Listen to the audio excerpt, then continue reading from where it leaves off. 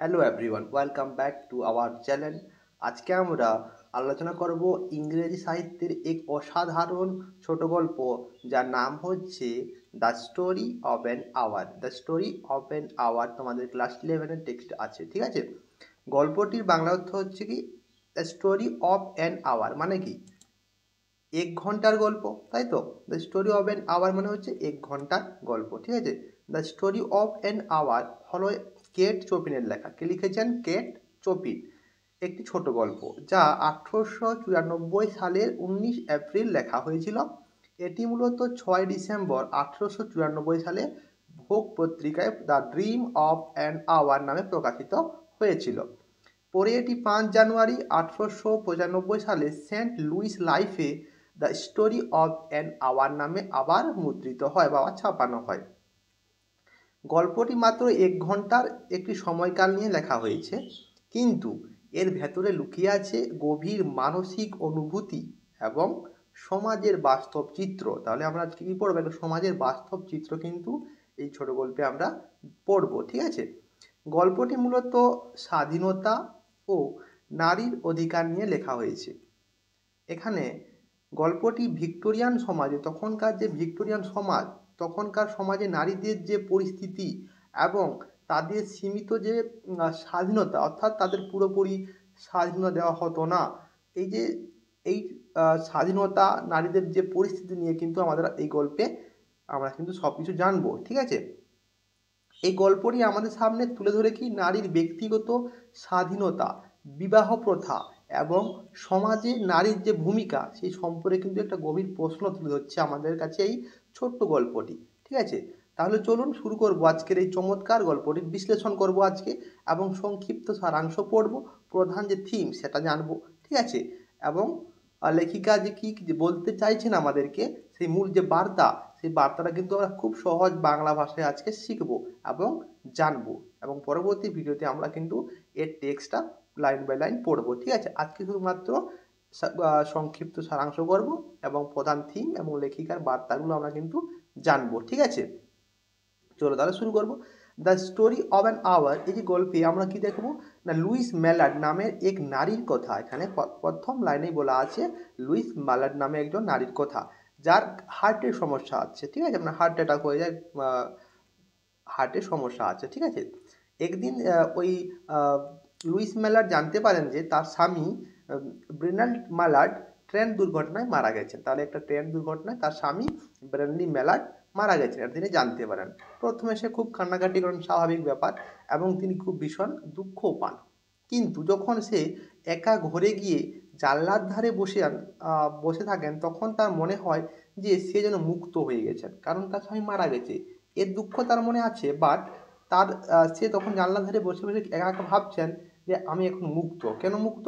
না, তিনি বুঝতে পারেন যে এখন থেকে তাকে আর কারো অধীনে থাকতে হবে না, কারণ তার স্বামী মারা গেছেন। সে নিজেও বলতে থাকেন, আস্তে আস্তে করে ফিস ফিস করে জানলা ধারে বসে বসে বলছেন, ফ্রি ফ্রি ফ্রি, আমি স্বাধীন স্বাধীন, তাই তো।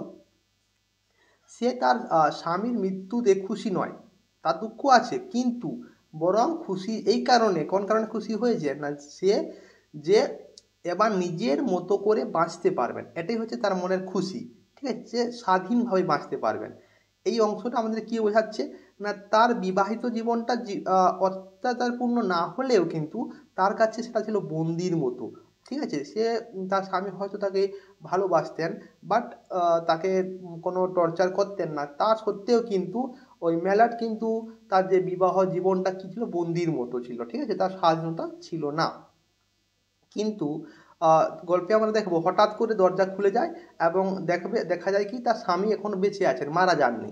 এইটা যে ট্রেন দুর্ঘটনাটা হয়েছিল, সেই ট্রেন দুর্ঘটনায় তার স্বামী কিন্তু মারা যাননি। হঠাৎ করে তার স্বামী বাড়ি চলে আসছেন। এই যে তার স্বামী বাড়ি আসছেন, হঠাৎ দরজা খুলে যাচ্ছে, এই যে ধাক্কাটা কার লাগছে, মিসেস ম্যালার্ডের লাগছে। এটা খুব বেশি ছিল এই ধাক্কাটা। কেন ছিল? কারণ সে জানতো তার স্বামী মারা গেছেন ওই দুর্ঘটনায়, এবং সে ভেবেছিল মনে মনে আমি এখন স্বাধীন, আই ফ্রি ফ্রি ফ্রি, তাই তো। কিন্তু সে হঠাৎ যখন দেখছে তার স্বামী মারা যাননি, ওই দুর্ঘটনার কবলে তিনি পড়েননি, তখন কিন্তু এই যে আঘাতটা, ধাক্কাটা তার খুব জোরে লেগেছিল। সে হঠাৎ কী হচ্ছে, মাটিতে লুটিয়ে পড়লো, ঠিক আছে, এবং সেখানেই মারা গেল, ঠিক আছে। ডাক্তার কি বলছেন না তিনি খুশিতে মারা গেছেন, কিন্তু আমরা জানিস তিনি কেন মারা গেছেন, কারণ তিনি তার স্বাধীনতাটা যে পেয়েছিলেন, কিন্তু তার স্বামী যখন দেখলেন বেঁচে আছে তখন কিন্তু সেই স্বাধীনতা হারিয়ে ফেললেন। এই যে ধাক্কাটা, এই ধাক্কার জন্য কিন্তু হার্ট অ্যাটাকে মারা গেলেন, তাই তো। তার হতাশা, কিসের হতাশা, স্বপ্ন ভাঙার যে যন্ত্রণায় কিন্তু তিনি মারা গেছেন, ঠিক আছে। তাহলে এই যে গল্পটা আমরা সারাংশটা দেখলাম, the story of an hour, তাই তো, বিশ্লেষণটা পড়লাম, তার এখান থেকে আমরা কী কী বুঝতে পারলাম বা এখানে কী কী লুকিয়ে আছে না, এরা ছোট গল্প হলে এর মধ্যে কিন্তু অনেক কিছু লুকিয়ে আছে, এর মধ্যে লুকিয়ে আছে অনেক বড় এক সত্য। কী সত্য না, লুইস মেলার্ড এর যে চরিত্র, এর মাধ্যমে আমরা দেখছি কি না, কিভাবে একজন নারী 1 ঘন্টার মধ্যেই, সেই 1 ঘন্টার মধ্যেই শোক থেকে আশার দিকে চলে যাচ্ছে, আবার শেষে এক হৃদয় বিদারক যে পরিণতি দিকে পৌঁছাচ্ছে এবং তিনি মারা যাচ্ছেন, হার্ট অ্যাটাক হয়ে যাচ্ছে। যখন তার যে স্বপ্ন ভেঙে যাচ্ছে, হতাশ হয়ে যাচ্ছেন, তখন তিনি মারা যাচ্ছেন হার্ট অ্যাটাকে, তাই তো। লেখিকা আমাদেরকে এখানে কি বোঝাতে চাইছেন না, লেখিকা আমাদেরকে বোঝাতে চাইছেন যে নারীর স্বাধীনতা কতটা মূল্যবান, আর সমাজের চাপের মধ্যে একজন নারী কিভাবে নিজের অস্তিত্ব হারাচ্ছে, এটা কিন্তু আমাদেরকে লেখিকা বোঝাচ্ছেন, তাই তো।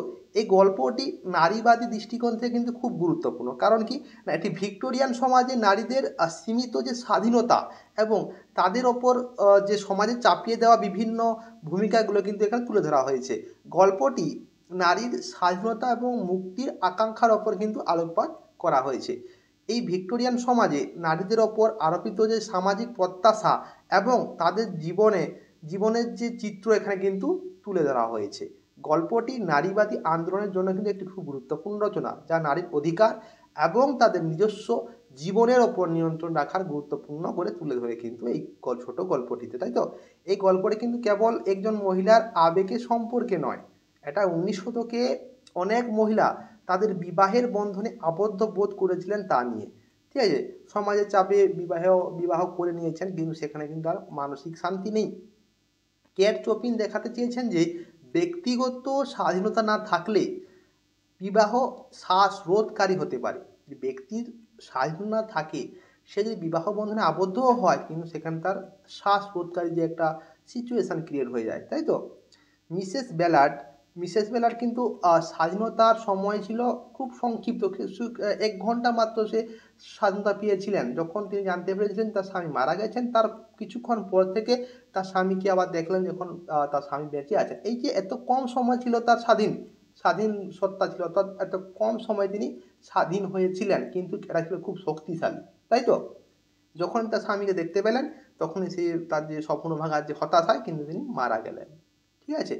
তাহলে এই গল্পটা শুধু যে 1894 সালের প্রেক্ষাপটের নয়, এখনও আজকের সমাজেও আজকের সময়েও এর কিন্তু এইরকমই চলছে, এরকম প্রাসঙ্গিক কিন্তু চলছে, তাই তো।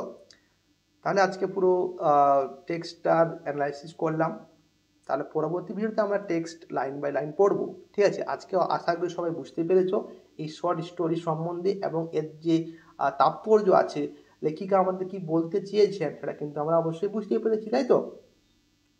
আপনারা যদি এই ভিডিওটা ভালো লেগে থাকে তাহলে অবশ্যই লাইক করবেন, শেয়ার করবেন এবং সাবস্ক্রাইব করতে কিন্তু ভুলবেন না, কারণ পরবর্তী ভিডিও যে আসবে সেটা কিন্তু আপনারা মিস করবেন না হলে, তাই অবশ্যই সাবস্ক্রাইব করবেন, ঠিক আছে।